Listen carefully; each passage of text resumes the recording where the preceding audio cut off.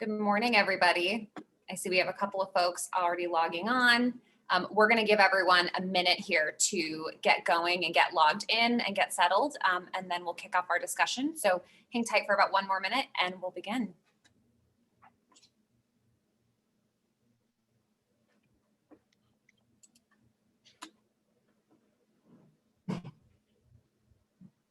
Good morning. For those of you just joining us, we're just going to wait about 30 more seconds to give everyone a moment to get settled in on the Zoom before we kick off our discussion. So hang tight for about just one more minute here.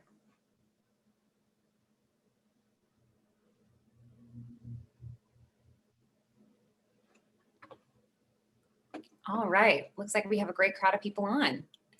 Thanks so much, everyone, for joining us for our 2021 Credit Markets Outlook. This is going to be brought to you by our Financial Services Forum at the Executives Club of Chicago. We're so lucky to have our generous sponsors of NTT Data and Sidley to be supporting the Financial Services Forum. And at the moment, I will be introducing Chris Porter, one of our forum co-chairs from NTT Data, to kick us off with some welcoming remarks. Over to you, Chris. Good morning. Thanks, Megan. Hello, everyone. Welcome to our virtual forum event, the 2021 Credit Markets Outlook. As Megan mentioned, I'm Chris Porter, Managing Director from NTT Data Services and co-chair of the Financial Services Forum with Andrew from Sidley Austin. I'm excited to welcome you all for a discussion exploring what kind of activity we might expect in the credit markets next year and introduce our fantastic slate of speakers. We're thrilled to feature Yurin Ma. Thank you, Yurin, from the University of Chicago School of Business as to be our moderator today. She'll be leading a discussion with our panel that includes Brendan Carroll from Victory Park Capital, Patrice Lewis from Wintrust, Carl Tannenbaum, Chief Economist from Northern Trust. Each of these speakers brings a wealth of experience and knowledge, and we thank them for being here today. Before we get started, and I know many of you are veterans of Zoom world now, but wanted to show you, remind you and show you a couple of ways in which you can interact with this event. There are a number of ways to ask questions, and we certainly ask that you do, and to chat with your fellow attendees during the session.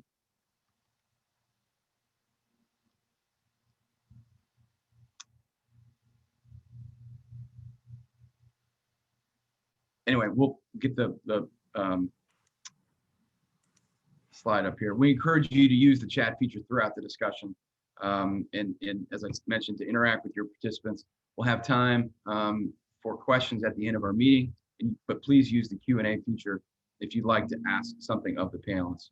You can use the raise your hand feature to alert a question you'd like to ask a question, and use this option for while you're on video to ask that question in person.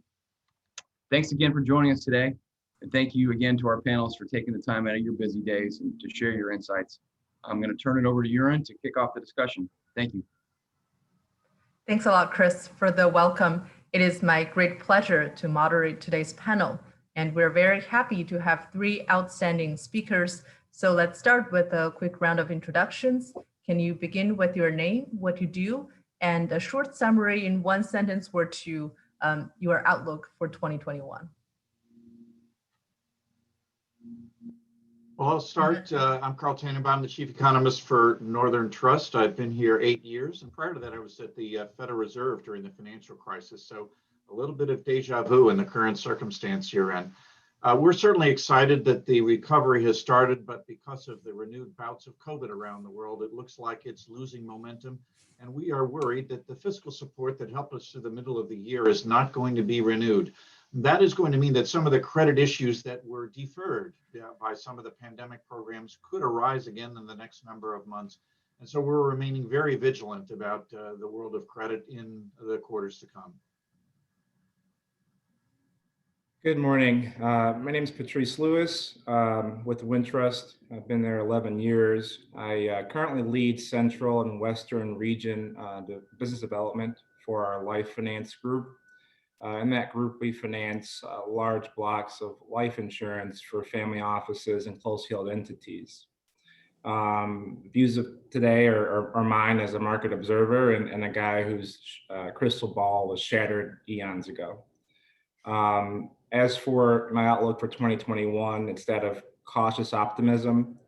And in that, we definitely will look a little bit different on the other side, but we'll get there. And it's great to be here among such great company. Morning. I'm Brendan Carroll. I'm a co-founder of Victory Park Capital. We focus on private credit to emerging and established businesses around the world. I agree with Carl. While optimistic on the health prospects of a vaccine, we're a bit pessimistic in that the rise in cases and the threat of additional furloughs not combined with a new stimulus package is going to lead to some negative effects across small businesses and U.S. consumers coming in here to 2021. So I hope I'm wrong, but that's how we're seeing it currently. Thank you very much. So let's expand on that theme a little bit and talk in more depth about the general economic conditions. As you already mentioned, we're seeing a pretty strong surge in COVID-19, but on the positive side, we've had some good news about vaccines, which may or may not be that helpful in the near term. And then in the past few weeks, we have seen the election outcome, which is coming out with slightly more clarity. So coming into the winter on the consumer side and on the firm side, what do you think is going to play out in the next few months? And probably with pretty small chance of fiscal stimulus, how are we going to sustain this winter? Well, I'll start. Certainly, there are a couple of aspects to the recovery, the aggregate and then the detail you ran. Let me deal with each of those in turn.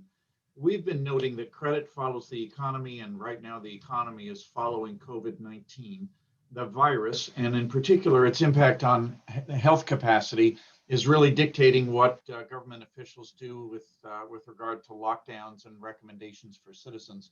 I'd also note that studies at Chicago Booth have shown that when COVID cases go up, that consumers feel more cautious. And so even if the government does nothing, the COVID cases have an impact on aggregate demand. Because we're in a very dangerous point with COVID cases, I think restrictions, which are already expanding, are going to expand further. And while we're very excited about the vaccine news, I point out that it's a long way from the laboratory to people's shoulders. You're going to need to make a lot of doses. You're going to need to get them out to the right places. There is still a considerable hesitance to become inoculated. And so we're thinking of this as a year-long process. And we'll be very fortunate if a year from now we've gotten to that reproductive rate that's low enough to make us feel safe enough to go outside. That, for me, argues for additional stimulus, not just here, but in other countries. But here in our country, with the polarization in Washington, which I think is going to be more intense in the wake of the election, I am thinking that a bill is going to take longer, it's going to be smaller, and it's going to be less comprehensive. And that's why the next few quarters, I think, are going to be very delicate. Now, in closing, I would note that while we are talking about the shape of the recovery in terms of how it describes economic growth, there's also the discussion of what we're calling the K-shaped recovery, which is not the path of GDP, but the fact that we have a very bifurcated cycle right now where those who are college educated and in service professions where we can do our work from home like this successfully, at worst, we're unaffected and maybe we're even better off. But on the lower leg, where you have folks that are working in industries that may take a very long time to come back, they're really struggling. And so when we look at aggregate demand, it may look okay, but it's definitely a tale of two economies right now, and policy is going to have to address that.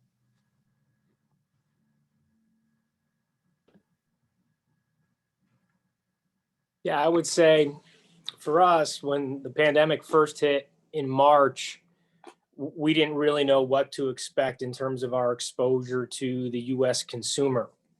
And it wasn't really anything to compare it to historically because we'd never seen anything like this. So what we tried to do was look at the US consumer and default rates in areas that were hit by natural disasters. So we looked in areas of New Orleans post-Katrina, Houston post the flooding, just to see of what those default rates were like, what hardship requests were like, et cetera, et cetera. And, fortunately, what we saw didn't come anywhere close to what we were expecting. And, I think there's a number of reasons for that.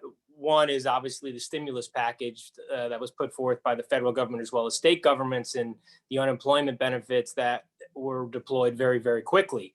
And I think there were some positives and some negatives to those scenarios. But what we're concerned about now is, as again, furloughs start, the hospitality industry, obviously here in the state of Illinois, has been shut down again. So you're going to have a number of people who are unemployed and furloughed that don't have access to that same safety net they had before. So I would expect defaults and hardship requests to be significantly higher. The number of U.S. consumers that actually paid down debt between March and now is significantly higher than what we expected it would be. And a lot of people use those stimulus checks and those unemployment benefits to actually pay down their small dollar debt. That, combined with people who were in their homes, so they were spending less, led to an increase in savings rates. I don't know how long that increased savings, however, will last if and when we don't have a new stimulus package and unemployment stays high and you don't see a return to work, by, call it, the beginning of Q2. So that's what we're watching very closely. And I would agree with Carl and Brendan. Pretty much a spot on summary. Lenders and borrowers are going to have some difficult decisions to make, I imagine, as the coming quarters unfold. The rubber sort of has to meet the road. And there would be likely an elevated level of defaults, to Brendan's point as well. So hopefully we get the stimulus quicker than we seem to be on the path for. But speaking to some folks in DC, February looks likely, which honestly could be pretty devastating. And to Carl's point, it could be a lot smaller than what we're thinking. So long story short, I would say a cold and tough winter when it comes to the dispersion on that K-shaped spectrum, to Carl's point. Perfect. These are wonderful points. And I will want to ask a couple of specific questions about credit markets and defaults, and then to Carl's point about inequality, and then to stimulus and what types of stimulus would be helpful. So let's start with credit markets and defaults. As you already mentioned, there are concerns about rising defaults. Policymakers, news outlets also often talk about these concerns. And then there's the default themselves, and then the potential ramifications for risks in the financial markets and whether they will become a strain for the financial markets. So in the next few months, before we get the benefit of the vaccine, what's your assessment of the risk of defaults and the potential implications for the US financial system? I'm happy to chime in. I think that the default risk is going to primarily lie in more of the structurally challenged industries and segments of the economy, which are obvious. Think about hospitality, think about travel and airlines, think about obviously your hotels and your convention businesses that really have had a hard time. The initial stimulus, I believe, had a certain kind of finite idea in terms of how long it would be effective. And we are certainly, I think, beyond those timing thresholds. So when it comes to default risk, I would imagine you would concentrate on those industries themselves, and then others that might be interrelated. I think there's definitely an appetite, and Brendan can probably speak to this better than I, but on the distress side of the fence, where there will be sort of the manifestation of capitalism on the back end. These industries, I don't think will go away, but they'll look different. And in the absence of real business and economic activity, I don't really see how they'll make it, honestly. Yeah, I would say our biggest concern lies in the hospitality, particularly the restaurant space. We have exposure there, and again, restaurants did as much as they could. The weather in Illinois helped quite a bit in the spring, summer, and even fall, so that some of the restaurant exposure we had was getting up to 2/3 to 70% of the volume they were doing pre-COVID. But now, obviously, cold weather coming in, you can get as creative as you want with tents and heaters, etc. But you knew it was going to drop, and now, obviously, with Illinois closing all restaurants for dine-in, that's led to a significant issue. Now, the first time around, the banks and landlords, they were flexible. They understood there was just nothing that these restaurants could do. So they provided as much flexibility as they could. And I'll give a free commercial to Wintrust, who's our partner in a number of restaurant and hospitality spaces. And they were extremely flexible and have been great. My concern for the industry as a whole is when they have to go back and do this again, will there be that same flexibility amongst banks, landlords, et cetera, to allow restaurants and other hospitality businesses to operate without revenue? So that's really where the concern lies. In, maybe Carl's got a better crystal ball than me, but I don't really know what the effect of that will be, because I can't predict the flexibility of these landlords on their tenants, because it varies case by case. Some that own their building outright and just have to cover their taxes and maintenance is one thing. A lot of times those landlords have their own leverage they have to deal with.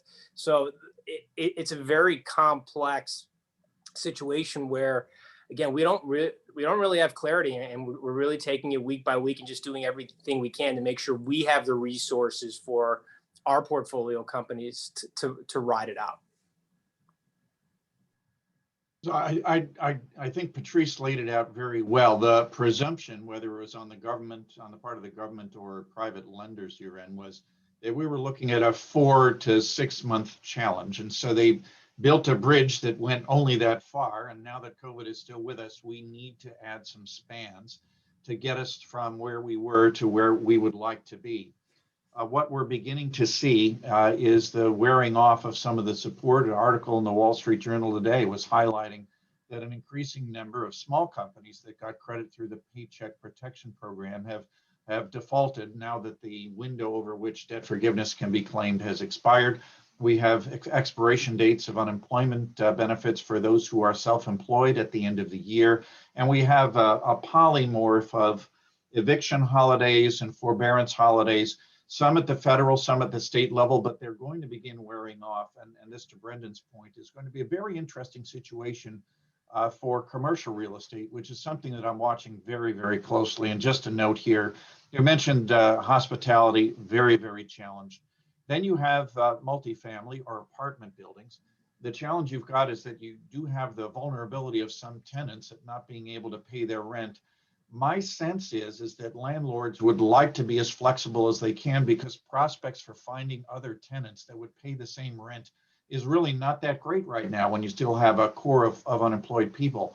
But that's what Brenda was referring to, is how much flexibility will lenders have? And if their loans have been securitized into securities, typically there isn't that same flexibility. You have to work with a special servicer. It gets very, very complicated. And so the ability of the credit system to kind of move and adapt to the environment could be a little bit constrained. And then you have office. So I don't know whether, Patrice, you've been at the office for a while, or Brendan, so I haven't seen the inside of my office since March the 12th. And I'm not expecting to see it again very soon. And I would guess that a lot of tenants around the country and around the world are looking to shrink their footprint. So we're, I believe, going to have a massive oversupply of office space.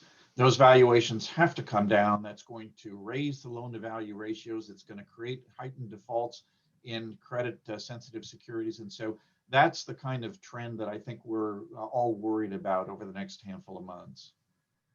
Perfect. It seems there are a couple of themes here. One is COVID fatigue, let's call it, on the part of individuals in terms of social distancing, but also very importantly, as you pointed out, on the part of governments in terms of the lack of willingness to extend additional support to get us through the winter. And then you also touch upon the theme of the sectoral shocks. Some sectors are experiencing potentially somewhat temporary shocks, like restaurants. People will go back to restaurants maybe after the vaccine comes out, but for commercial real estate, firms may be switching towards working from home somewhat more permanently, and then that sector may need to adjust in a somewhat permanent way. But with all these adjustments going on and the COVID fatigue on the part of many types of individuals and governments, do you worry that the defaults that come may become somewhat a systematic issue for the financial crisis and damage the health of the financial system? And credit has been incredibly available, at least in the bond markets and for the larger firms through the past few months. Do you think that will continue? The pretty well functioning situation in the capital markets, will that continue? Do you worry about the defaults putting a stop on the availability of credit? I think, during this episode versus prior episodes, the default levels have been pretty much consistent, or if not, just as high as what we've seen previously. I think what's different is the, quick and broad efforts by the Federal Reserve to sort of prop up the system. I think, the markets anticipate, the Fed involvement to remain elevated. And to that point, hopefully we don't see more defaults than we saw sort of coming into 2021. I think we've seen the most defaults maybe ever this year. And Carl or Brendan could correct me if I'm wrong. So that being said, I think as far as the Fed goes, we go. And I think that they've sort of committed to support, the system on a going forward basis. And again, on the back end, I do believe, there will be opportunities for some of these credits to restructure and, for folks to sort of step in and sort of manifest the real, I guess, outlook of capitalism when it comes to these types of cycles. Yeah, I can only speak to where we have exposure and focus, which is a lot on the financial technology side and on the U.S. consumer. And the difference, at least currently versus the global financial crisis, one, I've seen banks be much more flexible during this crisis than they were during the global financial crisis, because global financial crisis could be argued the banks were at the center of it. They're not here. But two, the number of alternative credit providers a decade ago was significantly less than it is today. And the amount of capital that is allocated for these types of opportunities is significantly larger than it was a decade ago. So I'm hopeful and optimistic that that amount of capital will be able to provide different types of credit solutions, et cetera, no matter what we face. There's been a lot of distress funds raised, but we haven't seen the pure distress yet. I think it lasted 7 days back in March. And then after that, you really haven't seen, at least publicly, a true distress cycle. But the amount of capital that's been raised ready for it is massive. So I would think that, in addition to just traditional banks being flexible, you have a significant amount of players, ourselves included, that will be looking for opportunities, to be able to provide capital. Brendan, you raise a great point. The resilience of the credit system has a new sector to help see opportunities where they exist. And I think that's often understated in the public media. Yuren, with regard to COVID fatigue, I can tell you that it's really a very personal issue. My wife recently told me that we had spent more time together in the last 8 months than we had in the prior 40 years of our relationship. And she said it in a tone of voice that didn't indicate that she was enjoying the experience. We had some nice weather over the last couple of weeks. And I caught her one afternoon with her electronics and a book heading out to the back deck to sit outside. And I said, what are you doing? She said, I need a change of scenery. And I said, well, I'll let me see if I can tidy up work and I'll join you. And she said, you're part of the scenery. So COVID fatigue can be a very personal thing. I do want to address the issue of systemic risk, which is one that I worked on at the Fed during the financial crisis and have since. The Federal Reserve moved with size and speed in the spring, and they were assisted in no small measure by the CARES Act, in which the Treasury Department actually moved a lot of seed capital to the Fed to be leveraged for lending to municipalities, for purchases of corporate bonds, lending to small businesses. And the mere presence of those programs, I'm sure Brendan and Patrice would agree, was a critical ingredient in getting credit markets back on side during March and early April. Now, since then, the Fed has made very, very light use of those programs. It has purchased only a handful of corporate bonds relative to the size of the program. And terms for municipalities and small businesses from the Fed programs are really not all that attractive. And it's not because the Fed is being cautious. They have to underwrite that way because of their Fed charter. They cannot underwrite if a reasonable loss is expected. But here's something that we all ought to be concerned about. Many of those Fed programs expire at the end of the year, and they will have to be renewed by the Congress in a bipartisan way, which I don't think is going to happen. I think there's a concern on the part of the outgoing Congress that some of the monies that the Fed is not using could be reappropriated in the new administration or the new Congress for other things. And if those programs are allowed to expire, we might not miss the facility for municipals. We might not miss the small business lending facility, but we will miss the backstops for corporate bonds. Because even though the Fed hasn't been buying, the knowledge that they are there as a backstop, I think, has been very helpful to financial stability. So I'm keeping a very, very close eye on that. I think, as Brendan highlighted, banks are really quite conservative. You read the reports on lending standards put out by the Fed. And so it's very good that investors have a positive risk appetite, but that may be in question again if there isn't that Fed put, as they've been calling it, or the Fed backstop for credit, which has been so important to the story this year. Yes, so it was a great example of just saying whatever it takes and it works. So on the note of stimulus and government policies, which you've touched upon at various points, since March, there is a rich collection of policies from the Fed in terms of the primary and secondary market of corporate bond facilities and the mainstream lending program, which hasn't really been used much, and then from the CARES Act and the PPP and so on.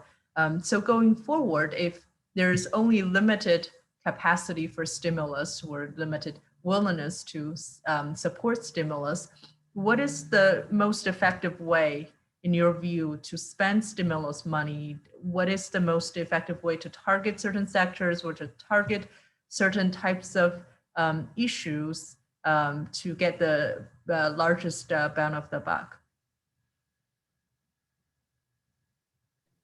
Well, it's completely self-serving, but there's been a lot of talk about in essence, CARES Act focus exclusively on the hospitality industry. And a lot of independent restaurateurs around the country came together very quickly when this hit and started lobbying Congress and basically saying, listen, you're bailing out the travel industry, which has a fraction of the number of employees that the hospitality industry does.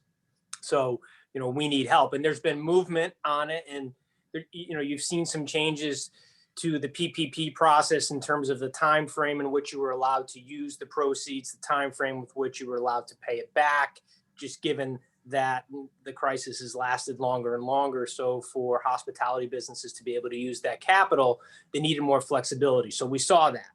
The question is, will there be a hospitality specific bill or stimulus package created? We're cautiously optimistic that that will happen. But I do think that is an industry that we all know and experience every day, but I think is overlooked a bit just in terms of the number of people that are employed in it and the amount of capital that will be needed to save it. And even with it, you're going to lose, our estimates, you're going to lose a third of the restaurants in the United States as a result of this. So anything that can be put towards that for us, obviously, aside from our personal benefit from that industry, we're pushing very hard for it. I would agree with Brendan for sure on the hospitality front and restaurants. I mean, I think I read something that said through July there were 73,000 businesses who went from being open to permanently closed on the Yelp platform, and the Yelp, obviously sort of speaks to mostly hospitality businesses and entities. Beyond that, while PPP was I think, phenomenal platform, it's been widely documented that, we sort of missed the ball with under-resourced and underbanked communities. And I think that, I'm not sure how best to structure a product or a plan that helps to get to those communities, but maybe it's via CDFI conduits or what have you. But that was a big, I think, issue, and is a big issue coming out of PPP. And I think that if there is a second round, there really needs to be a targeted approach to our under-resourced communities. Patrice, that's a great point. Let me just add a few things. Brendan, while I share your concern about the hospitality industry, and as a former frequent traveler, I used to be a big client. The politics surrounding that are going to be very, very difficult. First, because the current president is in that business, and you're still going to have a Democratic House, and I don't think they're going to want to do anything that could be seen as helping his organization. The area I would stress, Yuren, for stimulus is state and local governments. And that may not, tie directly to some of the credits that Patrice and Brendan were talking about, but indirectly they do. State and local governments hire 1 out of 8 Americans. They're very big employers. They are providing medical services, educational services. It's boards of education that are trying to figure out distance learning for children. It's all other social services that are being drawn on very heavily during this financial crisis. They are having to cut back on headcount and services and represent a significant headwind for economic performance in the United States next year. They got some money during the CARES Act, but not nearly enough. They're going to need more money, especially for a vaccination program, which is going to be expensive to administer and track. And there was an article in the Times over the weekend that indicated that states are already saying that they're nowhere near ready to perform all of the functions that they're going to need to with the vaccine. And we don't want to slow that process down at all. The hesitance on the part of Congress is understandable. Some states have not managed their finances very well. We live in the great state of Illinois, which is a poster child for all kinds of bad fiscal behavior. But the issue here is not morality. The issue here is trying to support demand during a recession. And whether it's the PPP or the unemployment insurance programs, we're learning that there was money distributed to people who shouldn't have gotten it. But in order to get the speed and the impact, you sometimes have to move things faster and just leave yourself, accept the fact that you're going to have a little bit of leakage. And I think that's what the case is going to be for state and local governments. The split decision that we had in the election, I think, unfortunately, means that state and local governments are going to be really grasping at straws for the aid that they need. And then finally, on the Fed's part, I've always been a big fan of what other central banks do, which is the Fed could make very cheap funding available to banks or even the private capital markets in exchange for a commitment to make loans to certain types of businesses. And here, Patrice, they could certainly include a CDFI requirement. In other words, we'll give you very, very low funding, 0%, for example, to a bank, as long as you show that that is being recycled into the lending areas that most need it. It's been used to good effect in the United Kingdom and also in the Eurozone, and I think it's an idea whose time has come here. Great. These are really important points, and I would also like to remind the audience that we will be starting audience Q&A in about 10 minutes, so please send your questions via Q&A or via chat. So before that, I would like to ask one more question on an important issue that you touched upon, which is the impact of COVID-19 on inequality. Or there are many observations that small businesses and large firms have had differential access to various types of programs, where, for example, the bond purchase program has largely helped larger corporations that can issue bonds, but for the Fed, for example, to reach the smaller businesses, it's much harder. So in your view, first of all, what is the situation for larger firms versus small firms so far? And second, what would be some of effective ways to reach small businesses? And Patrice already touched upon the imperfections that people have detected in the PPP program, that some of the most needed smaller businesses may not have been helped. So what could be some improvements in the designs of government programs that can make it more effective in helping small businesses? Or is it that helping the individuals through unemployment insurance is a more effective way to spend the money. I think there's two sides. On the small business side, I think you're exactly right.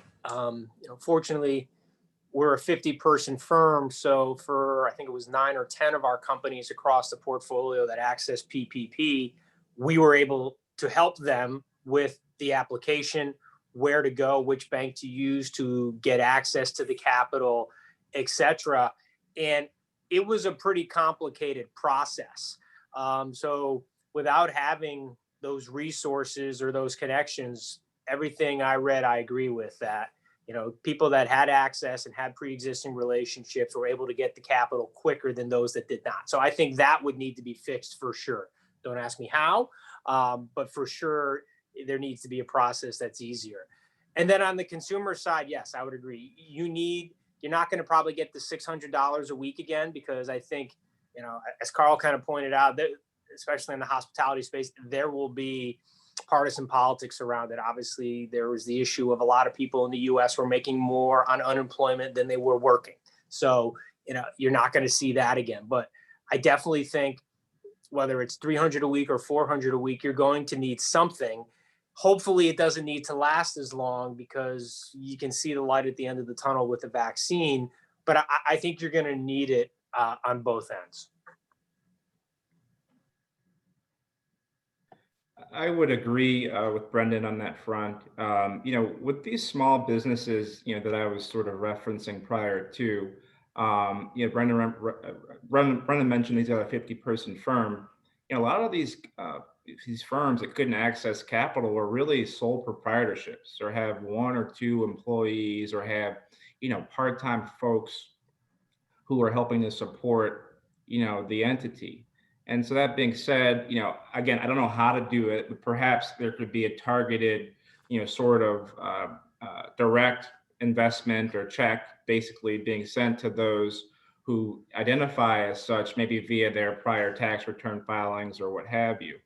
The second point I want to just highlight on the inequality front, which you didn't really ask about, Professor Ma, but nonetheless, this obviously is a major health episode. And it seems as though there are quite a few disparities in terms of how this health episode has manifested, even here at home. A close friend of mine, he's a ER doctor at one of our major local hospitals. And, currently there's roughly 40%, of the ER population are COVID patients. Of that population, they're primarily, Black and brown men, 50 years old and up. And to me, that sort of demonstrates and manifests from, prior economic inequity and inequality that we sort of have to think about, I think, in a bigger sort of vacuum going forward, as this health crisis wouldn't be as bad if folks didn't have these sort of disparities of health. Not to mention, how can you, social distance with a family of 5 in a 1-bedroom apartment? So I know there's a whole lot of, to unpack there, but nonetheless, I think it's important to mention. And I'll mention it again. The outcomes medically for Black, Hispanic, Native Americans is much worse in this pandemic, and that's abysmal.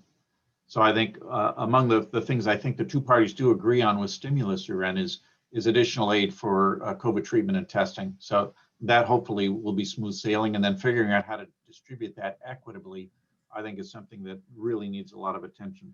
The other area that I might mention that has been impacted by COVID and is an important leveler amongst communities is education. We are so reliant now on our broadband, aren't we?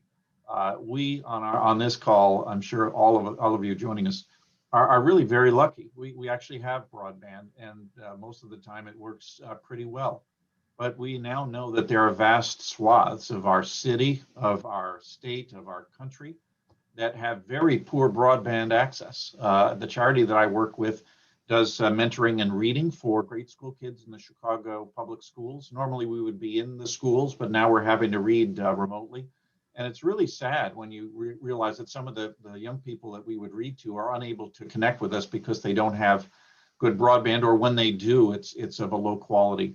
So I think one of the other things that may also get bipartisan support, in as much as it affects not just inner cities, but also rural areas around the country, many of whom were more red than blue, is I think broadband has become in this environment similar to rural free mail delivery in the 40s and electrification after World War II. And so I think that would be an investment in capability that would allow human capital to form. It would allow all of us to be more efficient. If we're going to be in distance learning, at least in part, I think that would be an opportunity for school children to at least have a better chance of keeping up. And then the other area that's being discussed a lot is student debt, which is burdening a lot of families. I think that there is an opportunity to restructure student debt in a manner that encourages the accumulation of human capital by all of our populations, and also does this in a manner that recognizes that an educated populace is one on which the economy can thrive. If we're not productive, if we're not innovative, we're not going to keep economic leadership, and then a whole host of social problems become much more difficult to solve. Great. Thank you very much. And I see a couple of questions from the audience. I think they are all talking about in various ways the potential long-term impact of this crisis, that this cycle may lead to trend going forward in various directions. And in particular, there's discussion about any positive lessons that we will learn from this crisis that can be beneficial going forward. Second, there's discussion about social safety net. How will this crisis reshape our thinking about social safety net, which some of you also discussed more broadly about the health inequality and the education inequality. And finally, there's a point about the negative impact of COVID on working mothers and the workforce composition and workforce participation going forward. And I would also add to this that the cycle may be also accelerating trends in certain sectors, for example, oil and gas, and for example, commercial real estate. And so I want to talk a little bit along these lines about the longer term impact of COVID, even after the vaccine comes around and the immediate infection risk goes away. So first of all, let's start with the potential positive lessons that we've learned from this crisis that can be of lasting benefit going forward. What do you see? Well, I can speak from the experience of our firm. As Carl joked about earlier, there's definitely COVID fatigue, and I've spent a little over half my life now working, and this is the longest period I've been home. And while my wife and kids may get a little sick of me, I think many people are going to recognize that you can still get your job done efficiently in certain industries and have a better work-life balance. So while there's obviously been a lot of stress and anxiety just based on what's going on in the world, being able to be with your family more and have more flexible hours and do things like this on Zoom versus having to get on an airplane, I think is gonna hold true. I think you'll see a return, obviously, to some ways that we were previously, but I think a lot of that will change. And in terms of our employee base at Victory Park, no one's required to come in the office, but we've seen more and more that people do actually want to come in and use the space because they want to get out of their apartments, they want to change the scenery.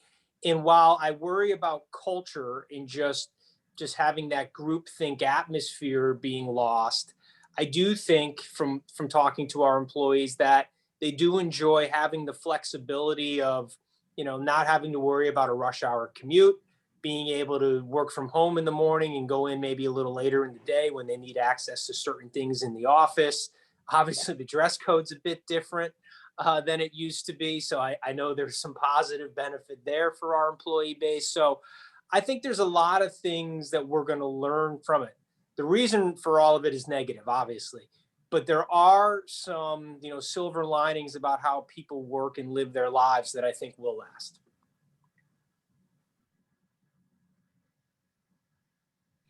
I agree fully with Brendan on those positive points. Me personally, prior to this episode, I would easily be on the road 75 to 100 nights a year. And we've certainly realized that through this, it's not necessarily necessary. And it's great to be home. It's great to sort of have the flexibility that we're able to give our employees as well. You sort of mentioned trends, Professor Mott, and I would say that there's a couple that are really, I think, standing out to me. Number one is just the turbocharging of the digitalization of our economy. And to Carl's point earlier, that could put some folks at a disadvantage when it comes to accessing, broadband and the whole nine. So I think that, this is going to look a lot different on the other side. The idea of virtual learning and virtual work, with restaurants coming out of this likely being a smaller industry than where they've been. Where does that workforce then pivot to? So I think those are some things that we have to really think about as a society. Secondly, we talked about the polarization of our politics, and I think that this episode will, I think, further that polarization, unfortunately, and that is really, I think, to our detriment, depending on how extreme folks want to be. And not to really get political here, but we haven't really seen our government work together in a while. And I think we really, it's the onus is on us to sort of require that and demand that from the folks that we put in office. And I think lastly, with all these episodes, and again, we wanted to have a positive note, but nonetheless, we are where we are. The inequality gap just increases when it comes to wealth. There's just no other way to sort of phrase it. And we need to really think more about where we're going, as that does, I think, increase and impact the populism that we're seeing and observing from a secular trend perspective. So Brendan, I do think a lot of my partners in Northern Trust have appreciated being able to work from home and the slightly more relaxed dress code, but I do have to say that I have seen a wide range of acceptable clothing and grooming options. There are a lot of COVID beards out there, a lot of people who haven't been to the hairdresser. And Yaren, I won't show you, but I am wearing a University of Chicago t-shirt underneath my Zoom shirt for this call. So I have a style for every meeting form. But I think the best description that I have read is that the pandemic is probably going to accelerate, as you've highlighted, some trends that are already in place. These will have positive consequences for many, but maybe some less positive for others. And I'd name just three. First, in my field, financial services, the United States has been well behind other countries in the use of digitization, cashless society. I think we're clearly moving in that direction. Contactless payment has provided some momentum. But I think to Patrice's point, we still have a lot of Americans who are underbanked, who don't have facility with these types of forms, and we need to close that gap. Secondly, I'll ask our audience, you don't have to raise your hands, how many of you have had a telemedicine visit since February? Only 0.5% of Medicare billings for procedures prior to the pandemic were for virtual visits. And I believe now that number is more than 10.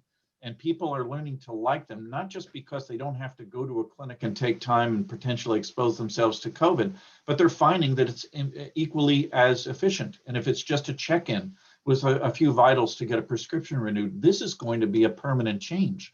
That's going to help reduce medical costs, but it could raise the issue of having too many clinics and too many clinicians.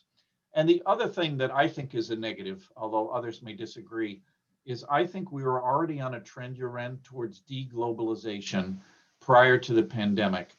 And I think because of public health concerns between countries, and as well, the issue that we had with personal protective equipment, where we learned quite to our chagrin that I think more than 60% of that is made in China, and we did not have access to those supplies when we needed it, is in reinforcing a trend that we've seen since 2008, where countries want to go it more on their own. And I think that really undermines the global system that I think has been very, very beneficial for firms, workers, citizens, and certainly for markets. Well, on that note, I think now if you look on Amazon, you can buy masks at very low price, and that they all come from China. I think largely come from China, whereas things like Clorox, which China probably doesn't produce as much, still is not available on Amazon. So there is some insurance and hedging benefit in having masks produced in other countries that do not at the moment need masks as much. But that aside, so Patrice touched upon the issue of pivoting of workforce. So some sectors are probably in the long term becoming, they will have to shrink in size with people traveling less, hospitality industry, and their workforce may need to pivot with people adopting and getting more used to things online and things like Instacart, some of the in-person stores like traditional retail, and their workforce will need to pivot. And there are many such examples. So in this time of potentially continuous trends of industry restructuring and the implications for their workforce, do you think that it will be beneficial to strengthen social safety net in the US? And there's a question in the chat about universal basic income, and there are many ideas proposed. What do you think would be a efficient and useful way to support the workforce as we go through various types of pivoting in different industries? Yeah, I'm not sure I want to get into the universal basic income. I think that there are some merits to the idea. I'm just not that well versed in how to be implemented. But I think a lot of times with policy, there are intentions, and then there are consequences that I think evolve that were maybe unexpected or unanticipated. More important than I think the basic income question is training. I think there really needs to be a effort to help people help themselves coming out of this. And again, I'm not sure how to implement it. I don't know if this is something you look back in the history at maybe how the GI Bill works and things of that sort. But I think we have to make sure that our populace is prepared, for these trends. And I think the onus is on our government to support us all in those efforts. And that would be obviously coupled with whatever type of social safety net conversation would occur, from my perspective.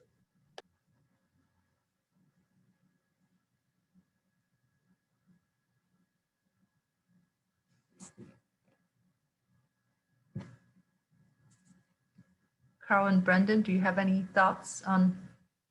I can't really improve on that excellent response. Same. I'm not a big fan of UBI. The incentives are wrong.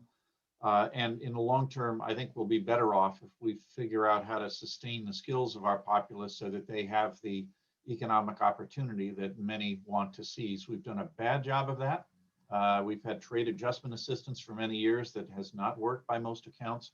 I think the other thing that Patrice highlighted is that whether we're open to trade or not, technology is changing more jobs and frankly, making more jobs obsolete than any trade ever would. And that is going to march inexorably, if not faster, in the wake of COVID. So without a national strategy to figure out what we're going to do with people whose roles are changing or portions of their roles are changing, we're going to be faced with periodic crises on inequality and overall economic performance. Yes, and with the increase of automation, which I would also anticipate to accelerate given COVID, that automation also decreases infection risks, and how to help the population adjust to it is an important issue. And I fully agree with Patrice that training is, if can be implemented well, is incredibly important. So very quickly, the last audience question is about workforce in the sense of COVID is having a disproportionately negative impact on working mothers. So all three of you are leading important organizations. So within your organizations, what are some of the things that you think the leadership can do to help people adapt in this difficult time? I think the main thing is flexibility. Again, we've learned through this that people can do their jobs in certain industries, but speaking for Victory Park, more efficiently and maybe quicker without having to have that set time frame with which you have to commute to your office and be in the office and then commute home, et cetera, et cetera. So knowing that you can change your workday and still be just as, if not more efficient and effective, I think carrying that through to working mothers, but to, anybody who's got any sort of childcare or other sort of issues they need to manage on a day-to-day basis is something for sure. We thought we were good at it before and we were flexible before, but now I think we'll be even more flexible knowing that people will still be able to get their tasks done in an efficient manner, regardless of where they're doing it or what time of day they're doing it. So I'll jump in here. I think there's more society can do. Even prior to the pandemic, U.S. labor force participation among women was falling, and it's below Japan, which does not have the best reputation of welcoming women into the labor force for long periods of time. We're behind the rest of the world in providing daycare. We're behind the rest of the world in providing parental leave. I know I sound like a socialist, but these are all economic things that would actually improve labor force participation and productivity. And then finally, education, which is one of the reasons why we've seen a big drop. A lot of women, hundreds of thousands, have left the labor force just since school started in September. And while we've tried to really meld gender roles so that they're a little less rigid, moms still, I think, are expected to take the lead in providing for the kids who now need tutoring and mentoring and gym teaching. And so the burden has fallen to a lot of women. It's been called a she session for that reason. Educational systems, if we're going to be virtual or in the longer term, have to adapt so that a working mother who wants to stay in the labor force and see her career progress is not limited by those obligations. Cool. You can't even add anything to that. It's spot on. So as a summary, I think we talked several times that it would be nice as a society to utilize human potential better to address the issue of education, of work, and so that we can maximize the human potential in our society and make further progress going forward. And with that, thanks very much to all the panelists, and thanks for all the audience participation. And with that, I will turn to Andrew for the closing remarks. Thank you, Professor Ma, and good morning to everybody. My name is Andrew Bouzier, and I'm a partner at Sidley Austin and fellow co-chair of the Executive Club's Financial Services Forum. What a great presentation we just heard. Professor Ma, thank you very much for very skillfully guiding our very knowledgeable speakers today. And so if you please all join me for a virtual round of applause. As we try to predict what's coming in the markets next year, insights from our local leaders, like the speakers we had today, are critical. Some of the insights that stick with me from today, Carl, for example, you shared some great insights on the macroeconomic factor that cannot be ignored, politics. How certain of those factors, such as the sunsetting of certain Fed programs and the tension arising from limited state and municipal resources, can have outsized impacts on how well the economy can navigate and exit from the pandemic. Patrice, you identified a key perspective that is necessary for future stimulus programs, which is to maintain a multi-dimensional view and provide stimulus not only to industries of need, but also to communities and socioeconomic groups that face greater disadvantages. And Brendan expressed the type of optimistic views that I believe in my core form the backbone of a successful and growing economy. And that is, negative events can and must be turned into positive transitions. Even if it departs from a previously accepted path, whether it be more time with loved ones or greater efficiencies by cutting unnecessary travel, we can turn this into a positive thing. So I hope you all found this information helpful as well to carry you through the rest of your week. Please keep an eye on the Executives Club website for more upcoming virtual programs. In particular, we hope you can join us on Thursday for the Healthcare Forum's discussion about community health and local partnerships, which is pretty timely given the current surge in the COVID experience here in Chicago. This event will actually feature the Illinois Public Health Director, Ngozi Ezike, who you all might recognize from Governor Pritzker's press briefings, alongside with some other local leaders. You can sign up for this event at www.executiveclub.org. But with that, thank you all very much. Have a wonderful day. Please stay safe, and we'll see you again soon. Thank you.